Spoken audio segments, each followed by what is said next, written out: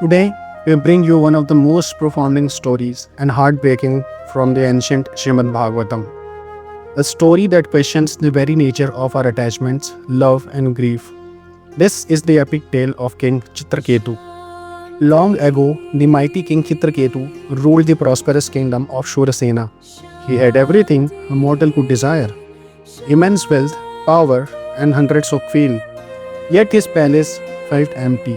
He had no heir, no child to call his own. One day, a great sage Angira visited his palace. Seeing the king's hidden sorrow, the sage performed a special fire sacrifice. He blessed the king with a son but left him with a chilling prophecy. "O king, this child will bring you both ultimate joy and ultimate sorrow." The king was too overjoyed to care about the warning. As the young prince grew, Chitraketu's love and obsession for him blinded him to everything else. However, his undivided attention towards his child's mother sparked a deadly jealousy among the other queens. Blinded by envy, they did the unthinkable. They poisoned the little prince. The palace echoed with wails. King Chitraketu collapsed, drowning in an ocean of grief. He lost his senses, refusing to let go of his son's lifeless body. His attachment had completely broken him. Hearing of this tragedy, sage Angira returned, this time accompanied by divine sage Narada. To pull the king out of his blinding illusion, which was binding him, sage Narada used his mystical power to summon the departed soul of the young boy back into his body. The king wept and begged his son to stay, but the soul, now detached from the mortal illusions, spoke with piercing clarity. "In which lifetime were you my parents? In the endless cycle of birth and death, I have wandered through countless bodies. I have had millions of fathers and mothers, friends and enemies. I am the eternal soul. I belong to no one, and no one belongs to me." Those words struck King Chitraketu like lightning. In an ancient world, these kind of knowledge were given to enlighten the person.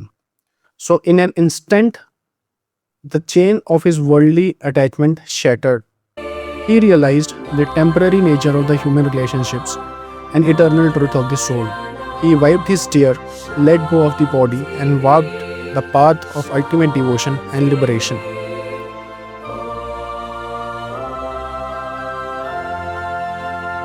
But wait, the story of King Chitraketu doesn't end with him walking away.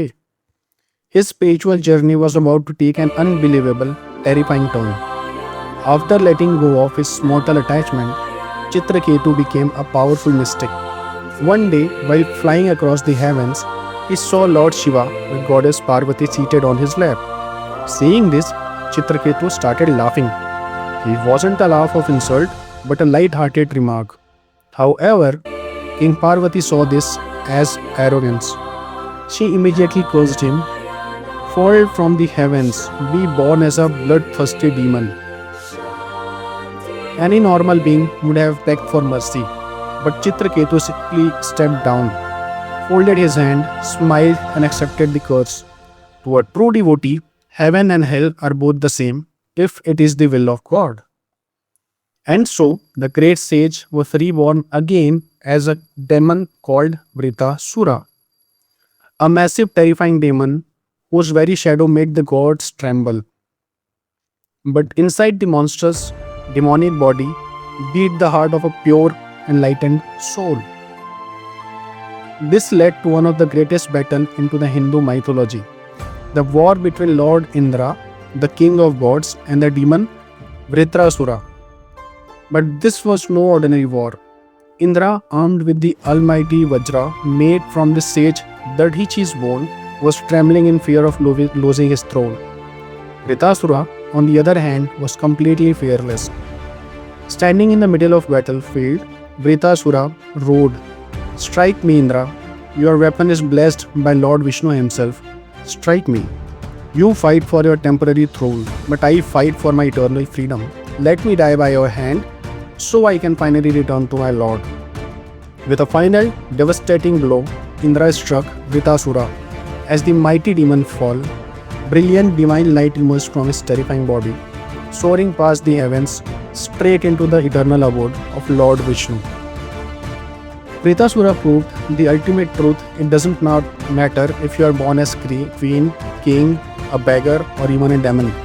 If your heart is filled with a pure devotion, the battlefield itself becomes the door to liberation.